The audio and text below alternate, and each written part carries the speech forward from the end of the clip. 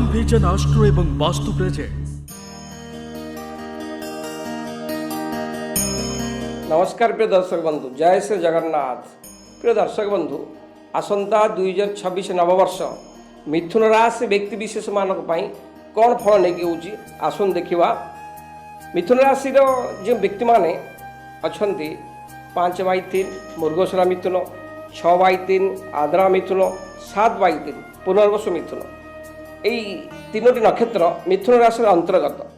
जो मानकर जातक बा हॉरोस्कोप नहीं, जो व्यक्ति मानकर जातक बा हॉरोस्कोप नहीं, जार प्रथम अक्षर क, कि, कु, घ, ओ, च, के, को, यही प्रथम अक्षर यदि आपन रहुची आपन जानिबे आपन मिथुन राशि। से मिथुन राशि व्यक्ति विशेष मानक ए वर्षर ग्रहंकर स्थिति किभଳି रहुची आसुन देखिबा। प्रथम तो वर्ष आरंभ 2 तारिख जून मास पर्यंत गुरु लग्न भाव अवस्थान करेंगे। 2 जून 2026 रु 31 अक्टोबर 2026 गुरु द्वितीय स्थान अवस्थान करेंगे कर्कट राशि में। 31 अक्टोबर 2026 रु वर्ष शेष पर्यंत गुरु सिंह राशि अवस्थान करेंगे। शनि मिथुन राशि व्यक्ति विशेष मानक दशम स्थान अवस्थान करिसेंती। राहु नवम स्थान अवस्थान करिसेंती। केतु तृतीय स्थान अवस्थान डिसेम्बर 5 तारिख पर्यंत करी वर्ष शेष करेंगे। ये मिथुन राशि व्यक्ति विशेष मानक ग्रहंकर स्थिति। आसन देखा मिथुन राशि व्यक्ति विशेष मानक किपरि रहुची 2026 नववर्ष। 2026 नववर्ष मिथुन राशि व्यक्ति विशेष मानक प्रथम तो देखा गले स्वास्थ्य किपरि रहिबो। प्रिय दर्शक बंधु, पुणे टंका रखीदे आप खुशी रहिबे, एटा भूल कथा। स्वास्थ्य ही संपद। आग स्वास्थ्यटा को देखंतु। प्रथम बृहस्पति गोचर ए वर्ष अति शुभफल प्रदान करिवो। प्रायतः प्रथम भाव में गुरुंकर अवस्थान स्वास्थ्य सेतटा शुभंकर नुहे, किंतु आपण एथिबे स्वास्थ्य सतर्क रहा भल। आपण जदि उचित सार्थकी खाद्य खाइबे, तेलयुक्त मसला मसली खाद्य, चर्बीयुक्त खाद्य, निशा द्रव्य दूरे रे, बृहस्पति स्वास्थ्य आपन को अति शुभंकर फल प्रदान करिवो। खाद्यपेय संतुलता जरूरी। प्रथम भाव में बृहस्पति आपन को अत्यधिक खाद्य खाइबारे आशा बढ़ाइब। मिथुन राशि व्यक्ति विशेष लग्न रे बृहस्पति थिबारु एमाने खाद्य प्रिय हेबे। कौन से गोटे सुंदर बा बासनायुक्त खाद्य देखिले एमाने हठात खाईदेवे, जहाँफल रोगे शिकार हे। आप खाद्यटी नियमित रखुद एवं योग व्यायाम करूँ, आलस्य हूँ ना, शरीर ठीक ठाक रही। प्रायतः आपण आगुरी एथुरु दूरे रही खाद्य आप ठीक ठाक रही। वर्ष आरंभ 2 जून 2026 पर्यंत स्वास्थ्य जगी रखी चलतु। 2 तारिख जून मास ठारू 31 अक्टोबर पर्यंत गुरु आपण द्वितीय भाव में गोचर करेंगे। करने द्वारा गुरु का आशीर्वाद आपण पूर्ण भाव में रहिबो, अति शुभफल प्रदान करिवो। शनिदेव को गोचर ए वर्ष पूरा आपण को अशुभ फल दे पारे। अंटा रोग, आर्थराइटिस बेमारी बा गैस्ट्रिक समस्या, आगुरी जदि यही रोग आप शिकार थे बेसी हैराण हरकत करे। जदि आप मिथुन राशि व्यक्ति विशेष माने हृदय रोग, छाती रोग, टन्सिल बा आपण थंडा जनित रोग, आजमा बा श्वास रोग पीड़ित थे, से यही वर्षटी जगी रखी चलवा जरूरी। नचेत आप कौन स्वास्थ्य बिगिड़ी पारे, मेडिकल रे द्वारस्थ ही पारती। आपण नियमित रूपे दिनचर्या पालन कर चलतु, कौन रोग में पड़े ना। दिनचर्या अर्थ शाकाहारी खाद्य खाइबा, उचित व्यायाम करवा। यदि आप जगिबे आप निश्चित शुभफल पाइबे। ये आपण स्वास्थ्य 2026 शुभाशुभ फल। आसन देखा मिथुन राशि व्यक्ति 2026 रे बा छात्र छात्री माने मिथुन राशि व्यक्ति मिथुन राशि जो छात्र छात्री मान अच्छा विद्या क्षेत्र से कि प्रकार फल दौर। प्रथम भाव बृहस्पति गोचर बहुत शुभफल दब ना। मिथुन राशि छात्र छात्री मानक वर्ष आरंभ 2 जून पर्यंत सेतटा शुभफल दब ना। एणु विद्यार्थी माने मन में एकाग्रता स्थिरता रखी पाठ पढ़त, निश्चय विद्या क्षेत्र में सफलता पाइबे। बृहस्पति दृष्टि पंचम भाव को पड़ुवा हेतु कल्याणकारी फल दब, किंतु बेले बेले आप मानसिक स्तर में विचलित होइए। यदि आप मन स्थिर रखी पाठ पढ़े निश्चित शुभफल पाइबे। प्राय 2026 मिथुन राशि व्यक्ति मानक विद्या क्षेत्र में कठिन परिश्रम करिया पड़िबो। वर्ष आरंभ 2 जून पर्यंत जहाँ फल विद्या क्षेत्र में अति सुंदर फल प्रदान करिवो। मिथुन राशि छात्र छात्री माने आलस्य छाड़ी विद्या क्षेत्र में मन लगातु विद्या अध्ययन करूँ सफलता पाइबे 2 जून रु 31 अक्टोबर यही समय मध्य जो छात्र छात्री लॉ मैनेजमेंट जज टीचर एवं कौन से संस्थार लीडर आईटी सेक्टर एवं बा कौन सी कंपनी एचआर जॉइन कर नियोजन अच्छा से निश्चय शुभफल पाइबे आ जो मैंने एमबीए करुँच चार्टर्ड अकाउंटेंट करुँच वर्ष ये विद्या क्षेत्र में अति शानदार फल पाइबे 31 अक्टोबर रु वर्ष शेष पर्यंत 31 अक्टोबर रु वर्ष शेष पर्यंत बृहस्पति मध्यम फल देवे एणु विद्या क्षेत्र में मध्यम फल प्रदान करेंगे 31 अक्टोबर रु वर्ष शेष पर्यंत प्रायतः मिथुन राशि छात्र छात्री मैंने यदि निष्ठा एकाग्रता देखिए पाठ पढ़े विद्या क्षेत्र निश्चय सफलता हे असुविधा किसी ना आमर प्रिय दर्शक बंधु आप ओडियार गोटे ढग अच्छी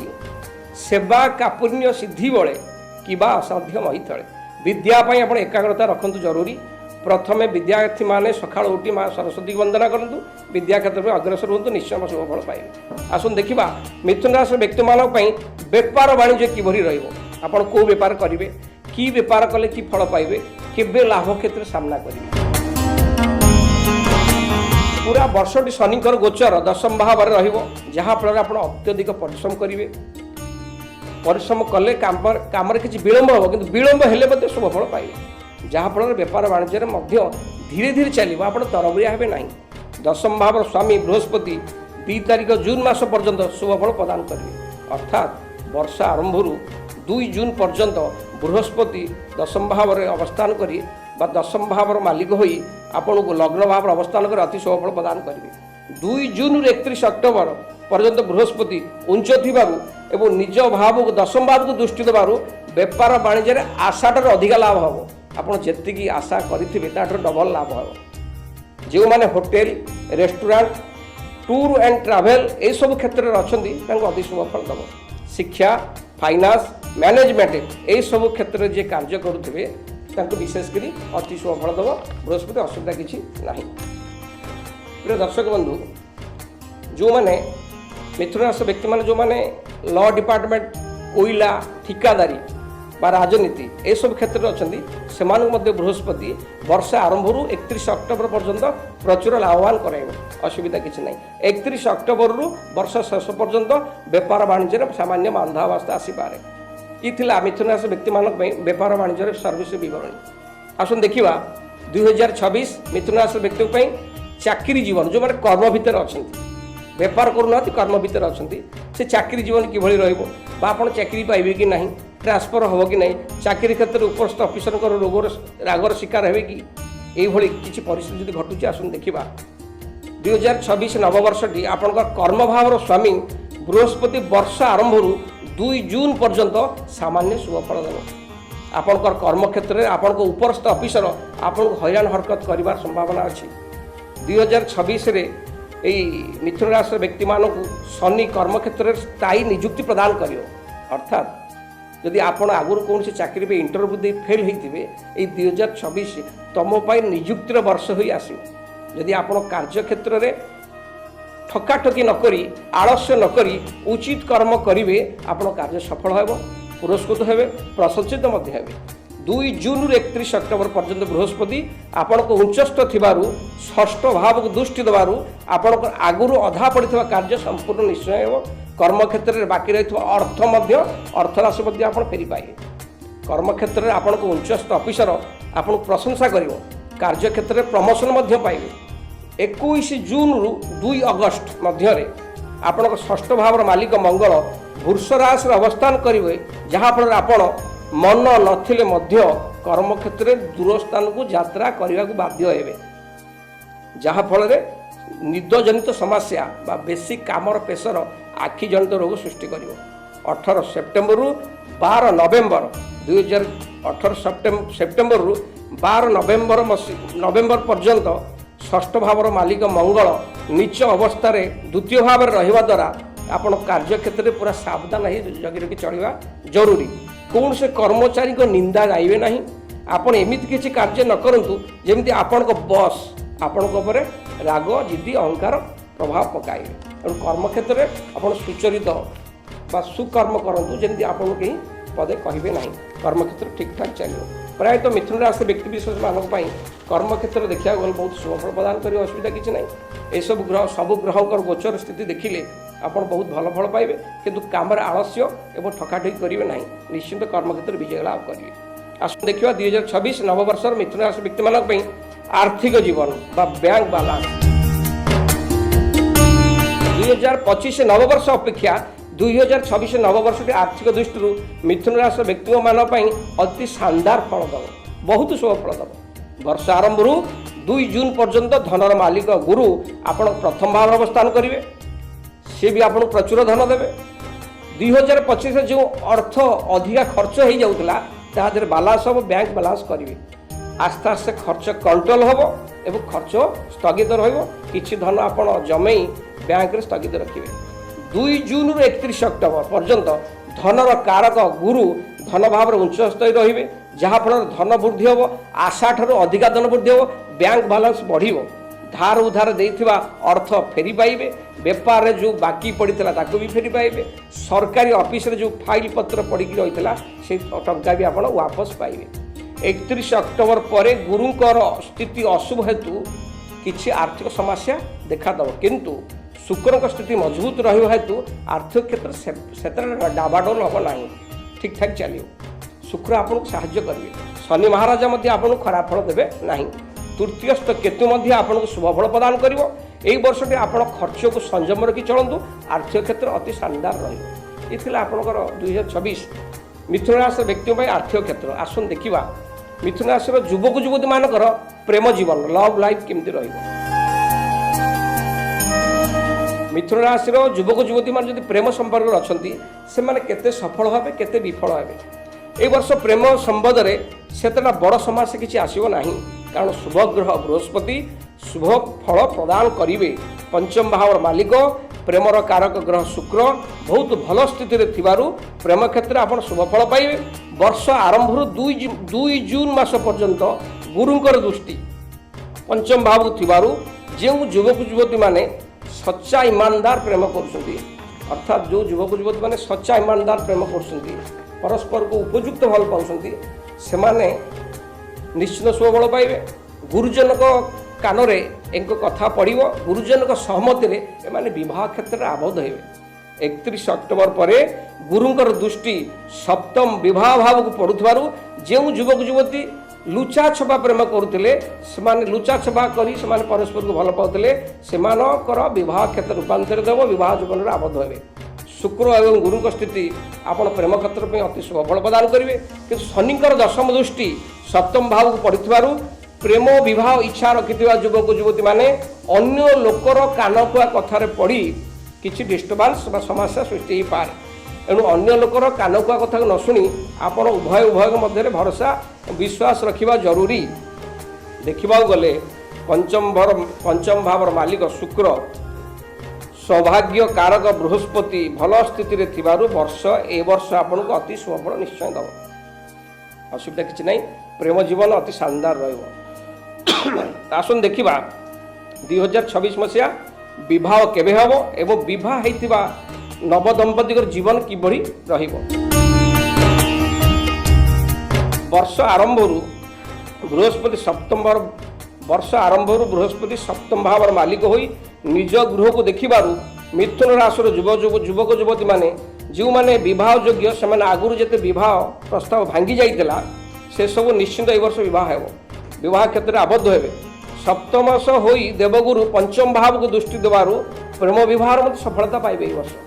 वर्ष आरंभ 2 तारिख पर्यंत अर्थात जानुआरी मासरू 2 अक्टोबर पर्यंत विवाह प्रेम पाई उपयुक्त समय रह मिथुन राशि व्यक्ति विशेष मानक 2 जून रु अक्टोबर 31 पर्यंत उच्चस्थ बृहस्पति अवस्थान करने द्वारा जो मैंने अरेंज मैरेज करेंगे से निश्चिंत सुंदर सुशील धर्मपत्नी निश्चय पाइबे। प्रायतः विवाह क्षेत्र प्रेम क्षेत्र ए वर्ष बहुत शानदार शुभफल दब असुविधा किसी ना।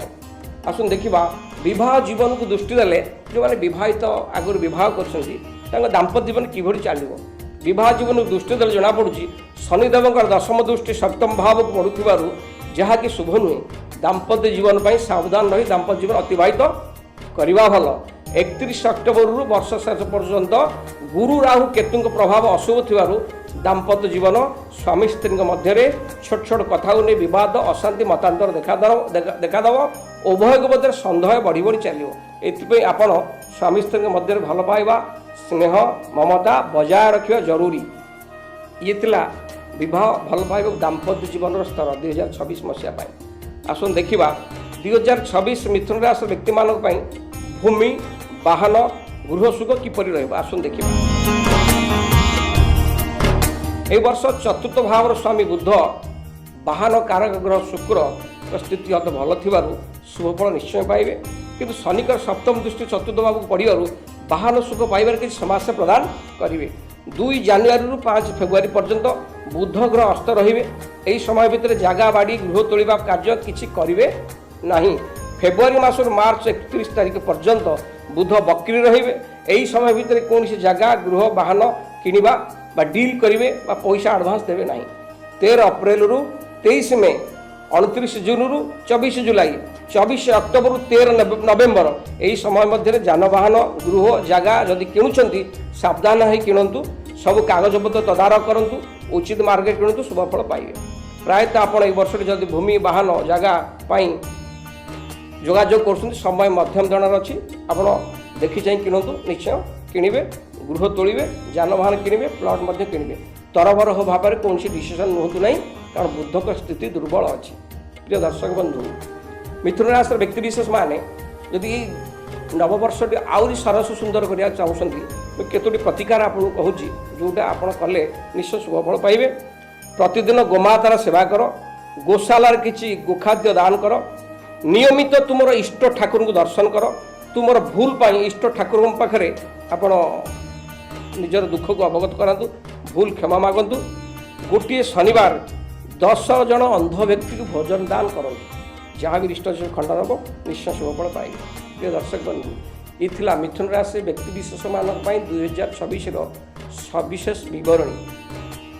ଆପଣ ଏଇ ଯେଉଁ ପ୍ରତିକାର ଆପଣ ଶୁଣିଲେ କରନ୍ତୁ। ନିଶ୍ଚୟ ଆପଣ ଜୀବନ ସରସ ସୁନ୍ଦରମୟ ହେବ। ବର୍ଷଟି ଭଲରେ କଟିବ। ରହିଲି ଜୟ ଶ୍ରୀ ଜଗନ୍ନାଥ। श्याम विजन आस्ट्रो एवं वास्तु चैनल को लाइक शेयर एवं सब्सक्राइब करंतु।